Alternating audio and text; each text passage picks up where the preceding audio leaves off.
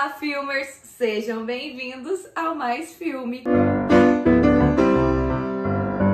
E hoje eu trago mais um conteúdo exclusivo para vocês. É o bate-papo mais áudio-entrevista com o Paulo Miklos, ex-vocalista do Titãs e grande musicista e ator brasileiro, que aconteceu na 15ª Mostra O Amor, a Morte e as Paixões lá no Cinex, e que tem curadoria do Lisandro Nogueira. Então, como eu já falei, é um conteúdo exclusivo, por isso já deixe o seu like e se inscreva no canal. Boa noite, Paulo, tudo bem? Primeiramente, obrigada por me receber. O meu nome é Débora Tomazelli, sou crítica de cinema e audiovisualista e tenho um veículo de cinema independente chamado Mais Filme.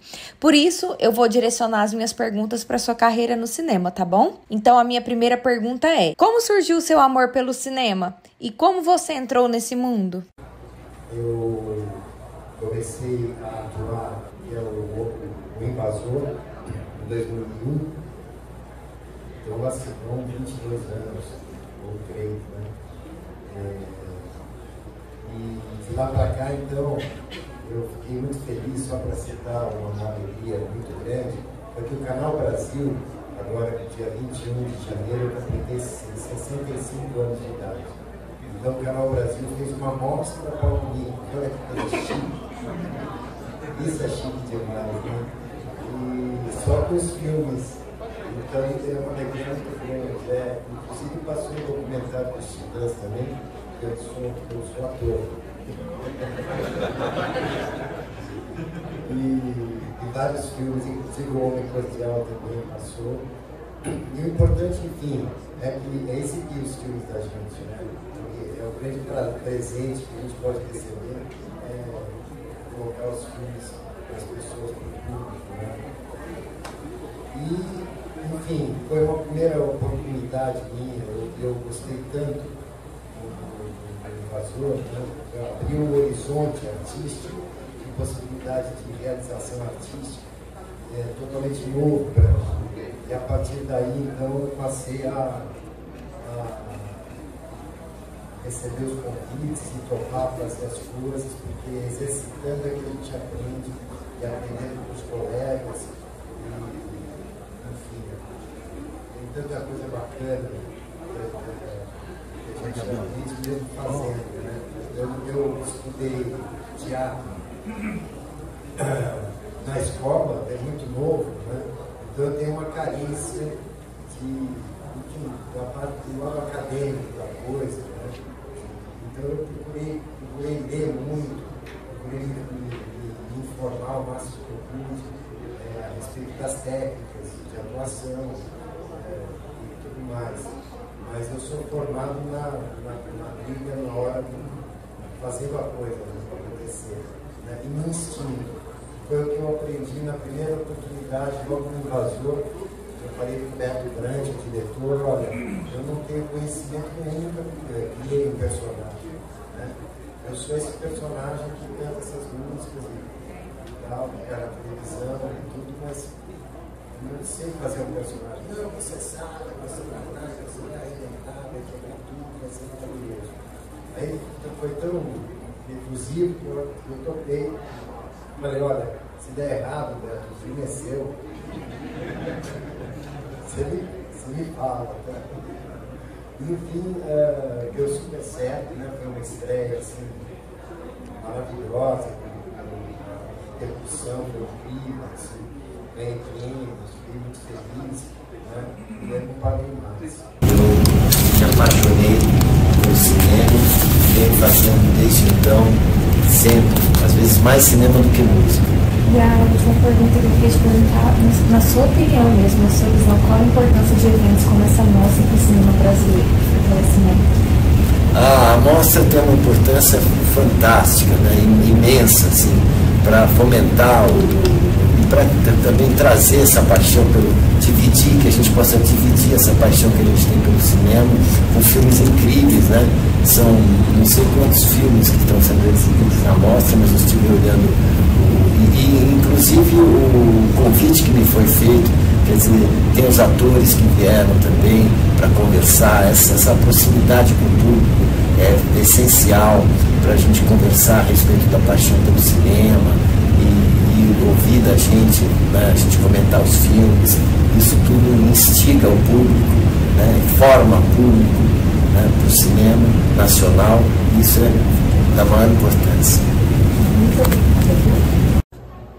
Paulo, vamos falar um pouquinho, Paulo, sobre você. Nós estamos conversando no carro agora sobre a sua... ele está com um filme que está participando de uma mostra do SESC agora, e eu acho que é um bom pontapé inicial. Pode ser, é o último dia para votar nos melhores filmes do SESC. Eles estão promovendo uma votação.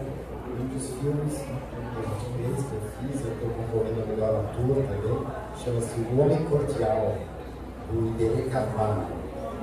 Esse filme está concorrendo aos melhores filmes. Eu não sei qual é exatamente o período que eles estão fazendo de filmes e tal, mas é muito bacana porque, né, essa exposição do filme e tudo mais, está aberto a muito voto. Ajuda voto no cinema nacional. Também tem filmes estrangeiros, é uma mostra bacana que já acontece há algum tempo. E é uma alegria para mim estar aqui nessa mostra, né? E tem 15 anos já, né? São 5 anos sem acontecer, e agora a idade de existência como fator de exibição tem 15 anos. Uma alegria. E Paulo, você agora tem 65 anos. 65. Já dizendo que você não vai mais aturar baixa astral na sua vida. Como é que está isso aí? Isso aí, eu acho que o tempo passa, a gente fica menos apegado às chatices, né? Enfim, o que a gente faz já é uma coisa assim, produto de um desejo muito forte de participar, de fazer cinema. A gente faz, é uma coisa cansativa, né? 12 horas seguidas, às vezes mais até, e é uma coisa que a gente faz com paixão. Agora só faço coisas com paixão. Acho que eu só fiz isso até hoje, né? Mas de qualquer forma, agora cada vez mais. Aberto a todos vocês, vamos lá. Paulo, a sua saída do Titãs, você acha que a carreira de ator contribuiu para a sua saída do Titãs, ou seja, na decisão? Não contribuiu diretamente, eu posso dizer, porque durante muito tempo eu levei as duas coisas paralelamente, né? Com uma certa dificuldade às vezes, mas com a compreensão dos meus colegas. Mas o fato é que bate muito a agenda. A agenda de uma banda como Titãs, por exemplo, é um negócio estabelecido. Você não pode marcar nada. E ainda mais marcar para fazer um filme que demora, por exemplo, 1 mês ou 2. Você tem que ficar imerso fazendo aquilo, né? Ou uma novela, que demora 8 meses, sei lá, um ano inteiro você ficar, né? Então, a gente não dá para fazer isso com você atrelado a uma agenda dessas. Então, realmente, por um certo lado, tem um negócio, mas eu acho que o meu ciclo com a banda, que de uma certa forma se encerrou, assim, sabe? Foram 34 anos gloriosos juntos, está uma escola para mim, né? Foi maravilhoso e tal. E, enfim, agora a gente acabou de viver um momento incrível, que foi esse encontro, né? E acho que explica tudo, assim, porque a grandeza, a importância do legado dos Titãs e tudo mais, né? Então, são grandes alegrias, assim. Mas, no entanto, fora da banda, agora eu estou bem mais preguiçoso.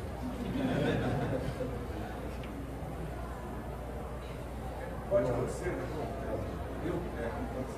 Bom, primeiramente não tem como falar de Titãs, né? Quero te parabenizar em nome de todos aí por essa turnê maravilhosa. Eu mesmo fui 2 vezes. E assim, falando de Titãs para chegar um pouco na sua carreira.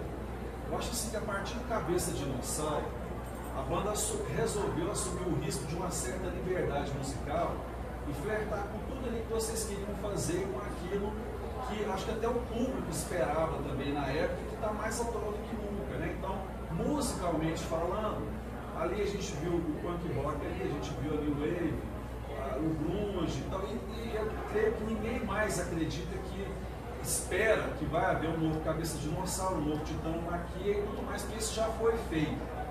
Mas essa liberdade, que na verdade tinha que haver um consenso ali de todos ali para ser encaixado, eu gostaria de saber o que você leva disso, você levou dessa experiência, que você na verdade quis trazer para a sua carreira solo, tanto musical, que é uma carreira de sucesso, e a cinematográfica, que também é uma carreira consagrada.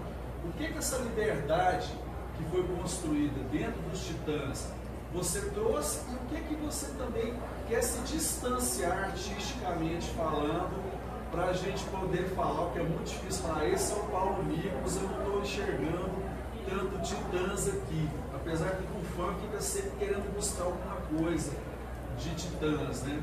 Essa é uma pergunta. E a segunda é se você, como artista, como ator, você estaria disposto a ter alguma liberdade a flertar com outros gêneros que talvez você não teria flertado dentro do cinema nacional, como por exemplo, terror e coisas do tipo, se você tem algum apreço para esses tipos de estilos. Né? Vamos ver se eu me lembro de tudo. Primeiro, tem um outro Cabeça de Dinossauro que está no Maquia, chama-se Mingatu. É o último disco que eu fiz junto com a banda. Eu fiquei muito satisfeito, muito feliz com esse disco. E é um disco que não teve uma repercussão. Isso também foi uma coisa que acho que pesou de uma certa forma, assim. Deu uma certa desilusão, assim, quer dizer, aquilo que a gente faz com os Titãs já não tem já não cria o mesmo interesse, já não consegue o mesmo espaço, e é um descaso para ir, enfim. Mas, deixa eu ver aqui mais mesmo. O que é que você procura se distanciar dessa cabeça, vamos dizer assim, titânica, para deixar afastado e criar alguma coisa só sua, ou se você não tem essa preocupação? Eu acho que eu não tenho muito essa preocupação, né? Eu acho que assim, tudo que está nos Titãs, que está nesse DNA, está no meu DNA, né? Mas a gente fez tudo isso juntos e tal, então eu não tenho nada que eu queira agora me distanciar, porque aquilo que não diz mais respeito. Ao contrário, agora com esse reencontro, foi uma delícia revisitar esse lugar, que é um lugar que está atualíssimo, né? E as gerações na frente do palco tiveram filhos, pais e tudo mais, todos cantando as músicas, e as músicas fazendo sentido hoje ainda, de uma maneira muito atual, né? Então, não tem nada, é uma felicidade, porque não tem nada que você diga, não, isso é coisa da época. Tem muito disso, né? Na época a gente dizia essas coisas, machista, era não sei o quê, não tem nada desse tipo de coisa, assim, a gente se arrependa. Essa música eu não canto mais porque ela já não representa e tal. Então é muito legal isso, né? Isso prova que a obra tem uma unidade e continua conversando com as novas gerações. Vai ser eterno, né? Humildade. Já é. O que mais mesmo que a gente... E se você tem, na carreira como ator, se você está aberto a flertar com outros gêneros que talvez não sejam tão comerciais no Brasil, como o terror, o sobrenatural. Verdade. Porque eu vejo que você tem muita essa abertura, né? Você é muito... Nesse ano eu filmei um longa no ar, que é um tipo de suspense psicológico. Então ele se passa com um casal numa casa durante a pandemia. Então é um baixo orçamento, que a gente chama, né? O filme, e só tem eu e a Carol Bresolin, que é uma atriz. E são os dois enlouquecendo dentro de casa, como todos nós enlouquecemos nesse período. Então é um pouco a respeito desse período que a gente passou e tal. Mas eu sou super interessado em fazer todo tipo de gênero, né? Então eu tenho um filme infantil, por exemplo, né? Que é um grande barato, Carrossel 1 e 2. E todo momento eu encontro meus fãs né? E os meus fãs, eles são bravos, porque são as crianças, elas vêm fazendo a maldade toda, né? Então eles falam, esse cara aí, ele é do mal. Eu falo, mas eu não sou do mal, eu sou legal. Não é, não, eu vi. Quer dizer, contra isso, não tem argumento, né? Ele viu eu botando fogo no lago, sabe? Essas coisas assim. Não tem jeito, eu vi. Foi super divertido. Então é muito gostoso você fazer, enfim, procurar e não se repetir, né? Eu já logo no começo, com o sucesso do Invasor, surgiram outros convites semelhantes. É uma coisa que acontece sempre, né? E eu evitei, de uma certa forma, partir para uma coisa repetitiva, né? O muito do bandido, o bandidão, criar um estereótipo e ficar preso nisso, entendeu? Então, eu acho que eu consegui, porque agora tem um leque de coisas muito interessantes, né? E é interessante outra coisa ainda para colocar, que a gente não escolhe muitos papéis, né? São os papéis que escolhem a gente. E as pessoas falam assim, mas você escolhe os filmes que você faz, como se eu tirasse os filmes da cartola e tal. Na verdade não é assim, são os convites que você recebe, você tem que ter um bocado de sorte para receber bons convites e optar, né, por fazer coisas legais, se entregar, fazer coisas boas, né? Espero que eu tenha respondido parte das suas perguntas. O mais recente. Pode ser o mais recente trabalho sobre o cinema, Saudosa Maloca, né? Sim. Que vai ser lançado agora em março ou abril. E um filme dirigido por um cara jovem, por Paulo Serrano, que teve a ousadia de retratar esse cara ímpar, né, da música brasileira da Barbosa, primeiro um documentário e depois um filme longa com atores. E eu tive o privilégio, né, de ser dirigido pelo Paulo Serrano, um trabalho pequenininho, foi a propaganda da Unimed, quando eu fiz o Tiozão.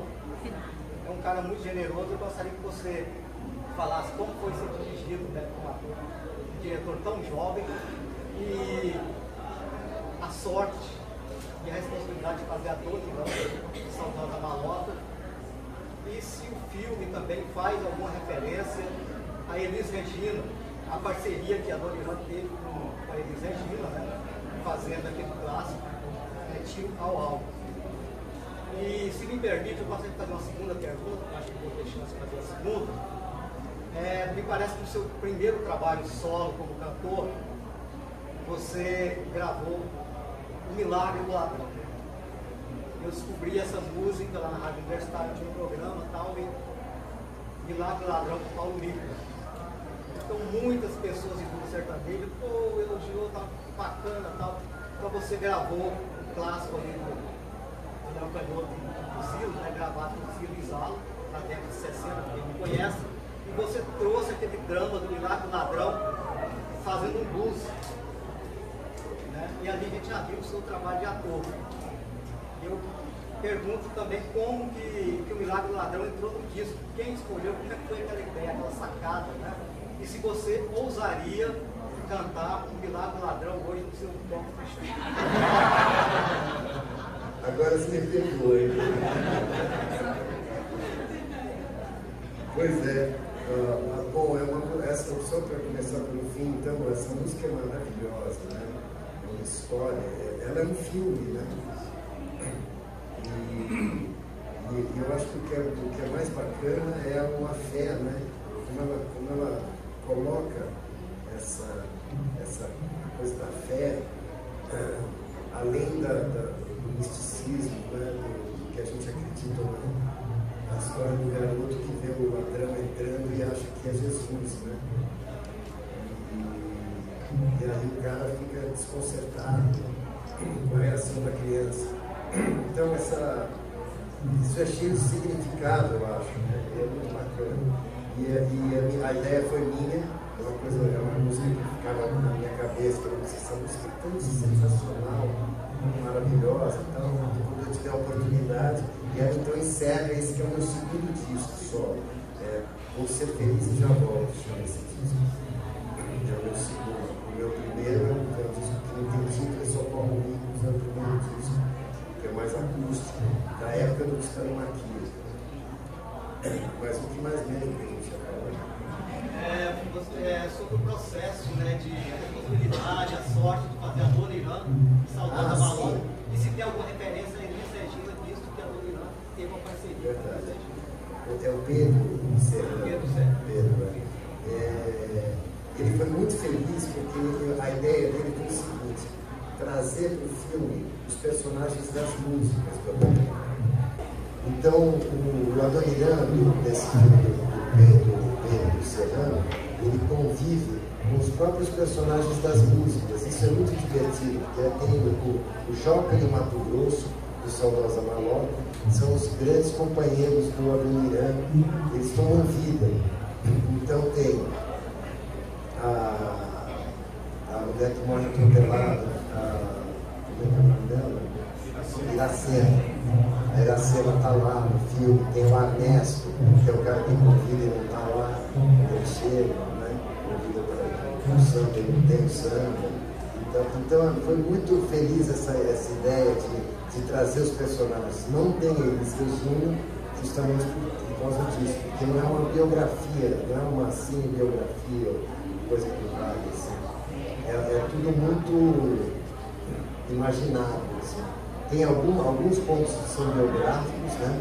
E tem o Adoniran querendo cantar na rádio.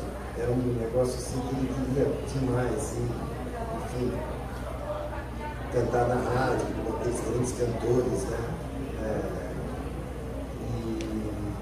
E ele não conseguia espaço para cantar, né? Isso está retratado no filme, mas os companheiros dele são todos companheiros das músicas, então não tem a Elis no filme, mas tem um filme lindo sobre a Elis, que é maravilhoso, inclusive. Mas o filme vem aí, então fiquem atentos, porque Saudosa Malota vem para... Começou com um processo que nós fizemos um curta-metragem chamado Da Licença de Contar. Você encontra no YouTube para quem tiver interesse. É um curta-metragem muito bacana e foi o pontapé inicial. Foi, na verdade, ali que a gente definiu o que seria o longa. Então, quando a gente começou a fazer o longa, a gente já tinha essa incubadora aí.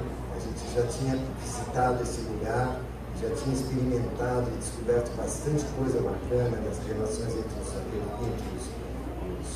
personagens e tudo mais. E aí desembocou no filme, o longa-metragem Saudosa Malota, que entra agora em fevereiro, se eu não me engano. Depois eu digo a data certa. Sim.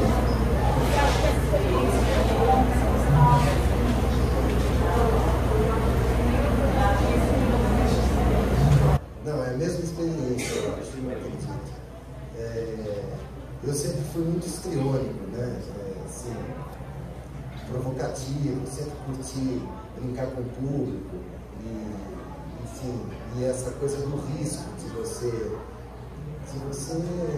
cantar e conversar com a plateia, né? Provocar as pessoas, fazer esse tipo de coisa, assim, eu sempre gostei demais, assim. Acho que foi isso que o Beto Brandt, o primeiro que me convidou para fazer um filme, foi isso que ele, acho que ele viu. Era aquele cara que cantava bichos escrotos que ele queria no filme dele. Então, acho que tem uma relação direta aí, de alguma forma.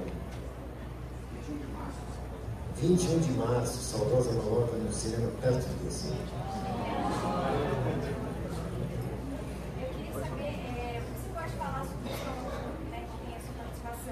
Mesmo sendo, né, acho que foi a relatadora do filme, e agora Estômago 2, né, que vai sair, acho que foi uma surpresa para todos. Sim, Estômago 2 vem aí, maravilhoso, filme incrível.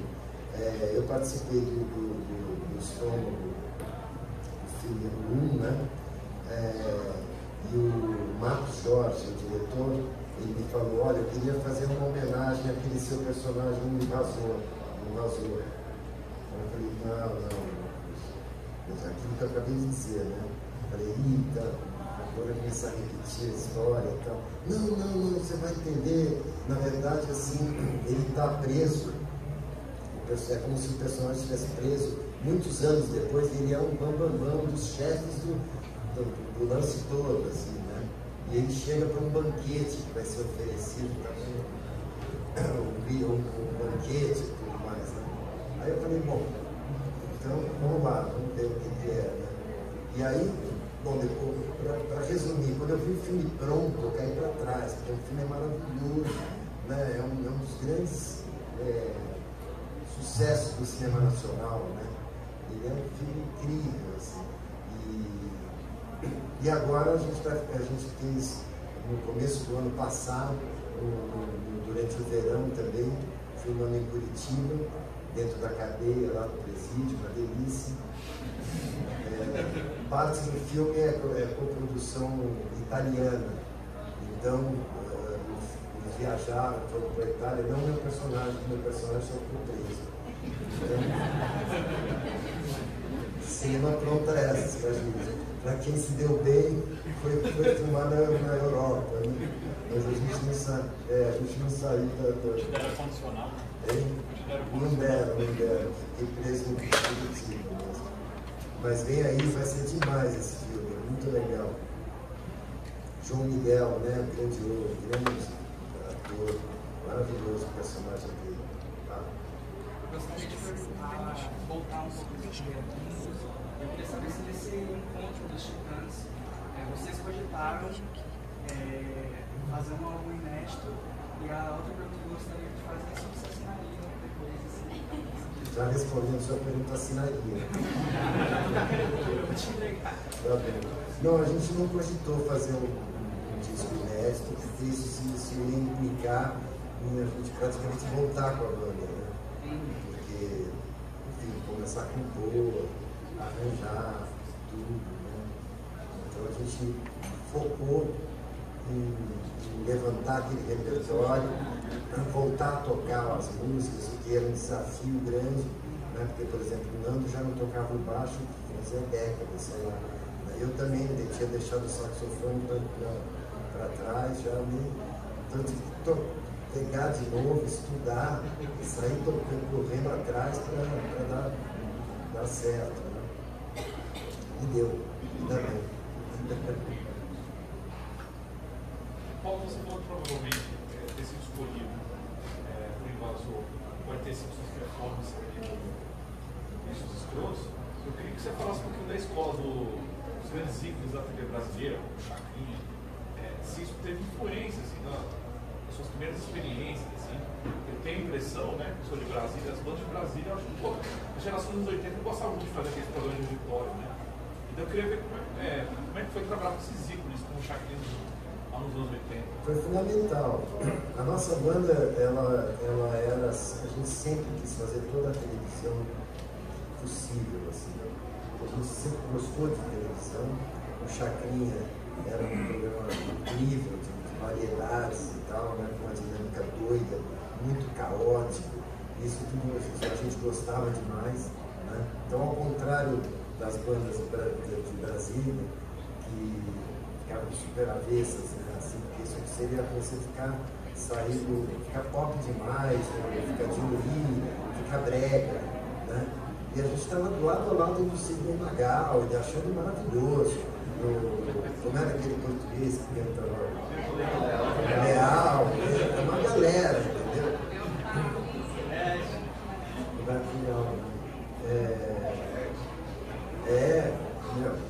Gretchen e tudo mais. Então a gente se preparou para isso, né? A gente estudou uma coreografia, a gente criou uma coreografia. Então a gente foi com uma coreógrafa, uma amiga nossa bailarina, no estúdio dela, e assim a banda, todo mundo de meia e tal, e vamos começar a dançar aqui a música, vamos inventar uma coreografia. E aí, olha, isso é legal que você está fazendo, com os instrumentos e tudo mais e tal. E inventamos toda uma coreografia e um figurino. porque ia entrar 8 caras no palco, num chacrinha, por exemplo, tem um cara jogando bacalhau, tem outro passando uma vassoura, né, varrendo o pé do convidado. Então, tem tipo as chacretes, todas dançando, as boletes, sei lá, né? E uma coisa só para uma história saborosa só para contar, que a gente foi fazer o programa do Bolinha, né? O Bolinha é um cara famoso pelas camisas dele, tudo. E a gente tinha feito uma coreografia que congelava no fim, inclusive a gente fez agora nos shows, então a gente fazia essa ideia, né, de congelar, né? Chega no fim da música, faz pam, pam, pam, e tem um break, e todo mundo para, assim, fica todo mundo como estátua, né? Só que a gente foi fazer isso no Bolinha, no primeiro dia, na primeira vez que a gente foi ao programa, e fiz pam, pam, pam. Ele ficou desconcentrado, o que está acontecendo? E ficou por isso mesmo, entendeu? Mas aí na próxima vez que a gente voltou no programa, quando fez pam, pam, pam, ele saiu. Parem, fiquem onde estão, não se mexam. Ele aproveitou o fato de ele sabia que a gente ia fazer aquilo, e aí ele voltou. Enfim, ele aproveitou como se fosse ele que tivesse mandado a gente fazer estátua, entendeu? Muito boa, né? Então esses caras são muito geniais, os comunicadores, né? E a história do Jabá, né? Do circuito. Jabá? Pelo Rio de Janeiro. Total. E era promovido pela própria gravadora, né? Porque as bandas pagavam o Jabá em shows, né? E a gente fazia shows pela Baixada Fluminense, Niterói, por ali afora. Mas eram assim, 8 shows por noite. Era entrada, botava o Luciano Finarinho para tocar. Muitas vezes a gente pulando a nossa coreografia, pulava o disco, porque era uma madeira, só, o palco era uma madeira. Então a gente ia lá no meio, era playback, né? Não tinha nada tocando, ninguém ligava nem o instrumento, faltava o playback, dançava e saía. Depois vinha a Gretchen, entendeu? Então, faz o teu e tal. Mas uma coisa divertida que aconteceu nessa época foi que a gente ia em 2 carros, porque não cabia a banda num carro só. E resultado, um carro atravessou para Niterói e o outro foi para Machado. Eles erraram, entendeu? Aí quando chegaram na casa noturna lá, só tinha um carro que só tinha guitarrista e o baterista. Não tinha um cara para cantar a música. Botaram o Charles Gavan para cantar a música, e aí ficava aquela. Eu preciso de você, essa graça.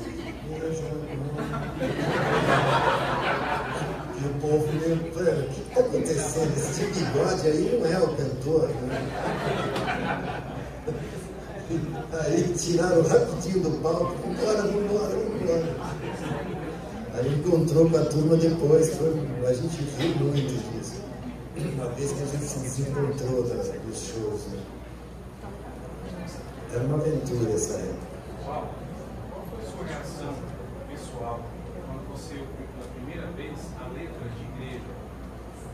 A letra de igreja, eu achei muito interessante como coloca ali. Primeiro que eu não sou religioso, né? Então eu me senti de cara assim, o primeiro impacto de você achar que aquilo tem uma coisa negativa. Na verdade, a música é muito clara, né? Ela fala que eu não gosto. É uma coisa pessoal, totalmente própria de quem está colocando, de quem está cantando a música, né? Então eu não gosto, não tem nenhum ataque frontal, não tem nenhum juízo de valor. É muito sacado, é uma coisa muito especial, porque ela é contundente, né? Você entende perfeitamente o que está dizendo ali. Para cada um você tira o que você achar que realmente é a igreja, ou se você tem críticas ou não tem. O fato é que não gosta de igreja, não gosta de padre, não gosta de madre, não gosta de freio, e vai embora não gostando das coisas todas, mas nenhuma hora ele ataca ou faz qualquer Então é muito interessante. Eu acho que as canções dos Titãs, essas músicas todas, quando a gente lançou Cabeça de Dinossauro, tinha a metralhadora giratória dos Titãs, porque eles derrubam todas as instituições. É uma coisa maravilhosa, né? A gente achou incrível isso. Mas na verdade são canções muito abertas, elas não são maniqueístas, não são de ideologia, elas não querem, elas são críticas, mas elas não têm uma coisa maniqueísta de um olhar só.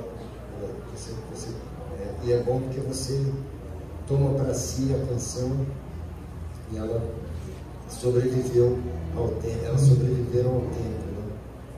Né? Até que porque a reação no show, eu fui em 2 do encontro, foram os outros que eu fui, porque antes eu não tinha idade para ir. Na época que teve os shows do encontro, que bom que você cresceu até. Muita gente fazia cara feia. Então eu imagino que isso desde o início, quando começou os shows, tinham as pessoas fazendo cara feia. Foram lá ver o Titãs para dizer adeus, e chega lá e alguém falando de igreja. Esse choque, para vocês, como é a reação da banda em relação a esse choque que as pessoas têm? Pô, não sabia que era assim, para quem não conhecia tanto. Eu acho que isso acontece quando a gente tem um artista como o Titãs, que é uma coisa que se posiciona, entendeu? Em frente à realidade, em frente ao país e tudo. Então eu acho que a gente vai sempre ter um nariz torcido, isso vai ter mesmo. É como os fãs do Pink Floyd que vão assistir o show e falam, ele fala tanto bonito. É uma história inteira de 50 anos que existe a banda falando sobre política, principalmente falando contra o fascismo, porque o cara é um cara que o pai dele morreu na guerra contra o nazismo, e isso marcou a vida do cara a vida inteira. Ele compôs todas essas músicas a respeito disso e tal. Aí as pessoas vão assistir e falam, fica falando sobre isso. Então é um desconhecimento, né? Um desconhecimento. Você vai assistir um grande show desse e na verdade tem essa... Você acha que, pegando um gancho inclusive no que ele falou, lá vão ter pessoas às vezes mais conservadoras ou às vezes que têm um posicionamento diferente, não conhecem a banda como um todo, vão ter essa postura, mas ao mesmo tempo eu acredito que a maioria dos fãs passou a esperar desde o Cabeça, do Jesus, e toda aquela sequência, tudo ao mesmo tempo agora, então, justamente essa postura dos Titãs. E eu acho que mesmo nas baladas, às vezes quando vocês fazem alguns singles assim, mais pobres, sempre se espera do Titãs uma certa inquietação, uma certa fuga assim, da zona de conforto. Você acha que, por outro lado, acabou se consolidando a grande essência mesmo de se pensar a banda desde então, porque eu acho que todo mundo espera isso. Mesmo quando a banda lança às vezes alguma coisa que aparentemente a gente pega lá a melhor banda de todos os tempos, músicas assim, sempre tem uma crítica, tem uma coisa libertária ali por trás, tem uma visão talvez um pouco anárquica, que acabou sendo que todo mundo, acho que um grande público espera. Você concorda com isso também? Concordo, acho que é uma das facetas importantes, assim, que reconhecem o trabalho da gente, assim, né? No entanto, tem, por exemplo, tem as canções românticas. Daqui a pouco, mais tarde, eu vou cantar algumas aí. Mas depois a gente canta um bicho dos cores para uma aula.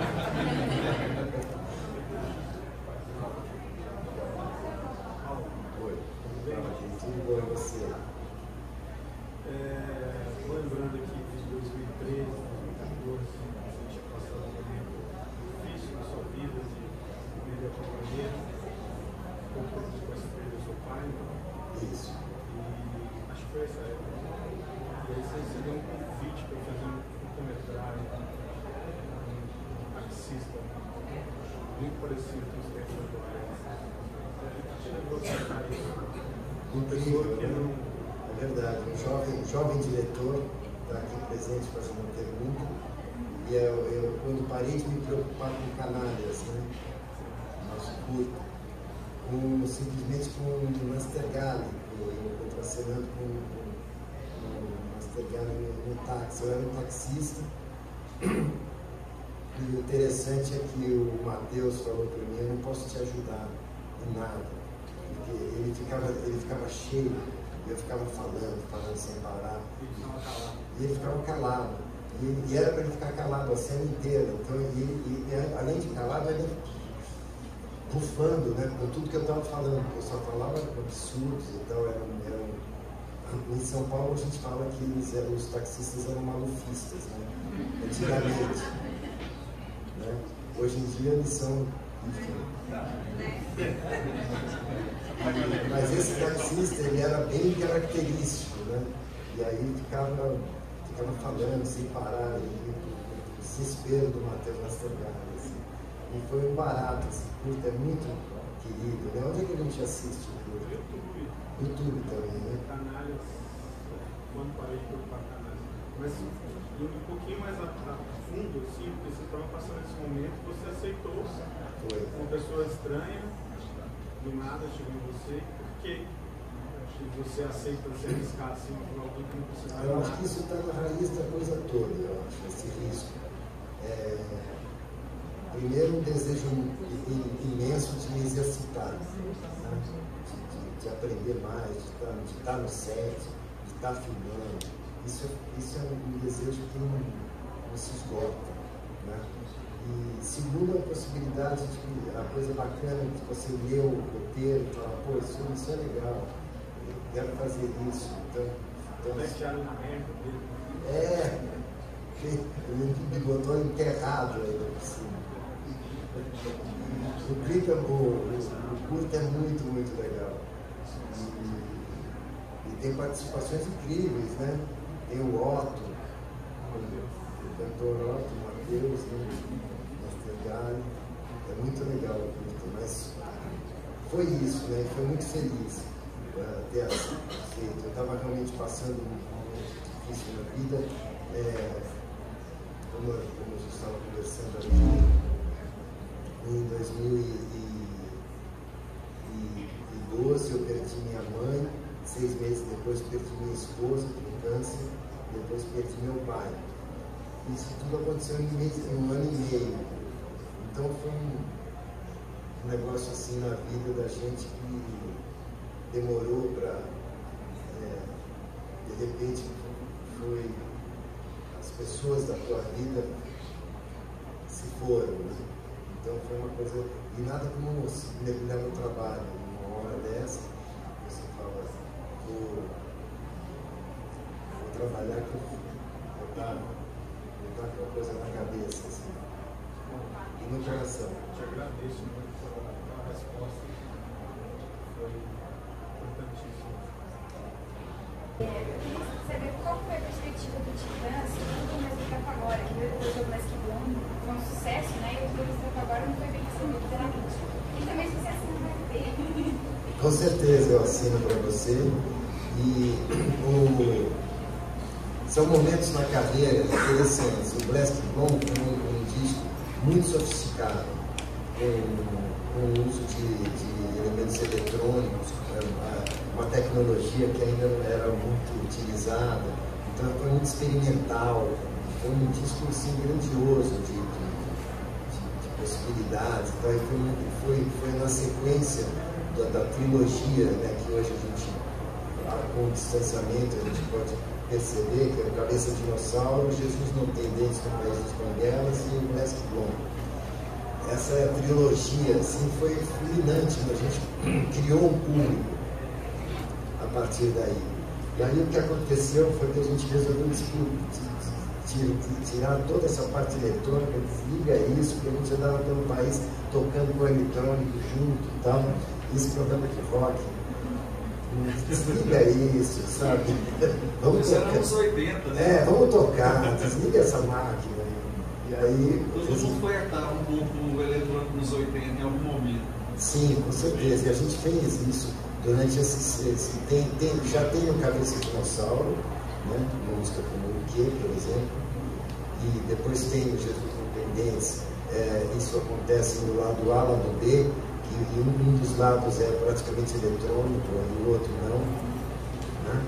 E o Black Blonde, então aí a gente usou mesmo samples, a gente usou começou, já era um momento em que o sampler já estava mais disponível, e a gente estava fazendo experiências com isso. Então chegou um momento que, você entendeu, de esgotamento de um certo tipo de coisa. Chega, vamos voltar para a garagem, vamos começar de novo do zero, e aí a gente vê o que acontece. Então vocês produziram tudo ao mesmo tempo, né? Tudo ao mesmo tempo agora foi porque a gente pensou em chamar o Liminha para produzir, mas ele estava cheio de compromissos e nunca podia. Aí a gente falou, quer saber de uma coisa? A gente produz, a gente mesmo. E era um disco que já tinha uma postura de jogar tudo para cima, entendeu? Que é uma coisa que você precisa fazer na carreira de vez em quando, né? Para se reencontrar, para experimentar, para chegar em outros lugares. Bem Titãs, né? Exato, para não ficar se repetindo. Não, então vamos fazer um outro Oblast Blom, entendeu? Foi tão bem recebido. Aí, obviamente, que ele não foi tão bem recebido.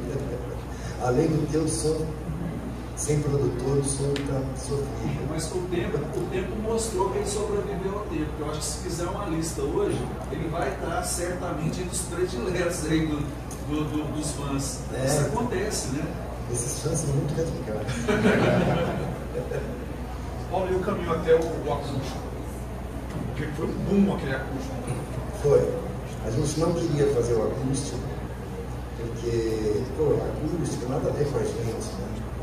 E ao contrário, tudo a ver, né? Muito mais a ver você pegar uma banda elétrica e desplugar ela e fazer de violão as músicas, do que pegar uma pessoa, o Gil, por exemplo, Gilberto Gil. Ele fez um acústico primeiro, antes da gente, né? A gente falou, foi sensacional o disco dele, mas é o Gil, o violão dele. Então, acho que do Arnaldo também. E o nosso, a gente fez essa coisa com a orquestra, né? Fez em grande estilo, porque era comemorando 15 anos de banda. Então a gravadora falou, bom, então vai ser comemorativo, vamos caprichar e tal. E foi um escândalo depois que aconteceu, né? Foi um grande sucesso, porque trouxe as músicas para um formato mais palatável, as músicas ficaram mais agradáveis, sem a guitarra gritando ali atrás. Grande abraço, obrigado a todos. Espero que vocês tenham gostado desse conteúdo exclusivo. Se inscreva no canal, deixe seu joinha. Um beijão, até o próximo vídeo.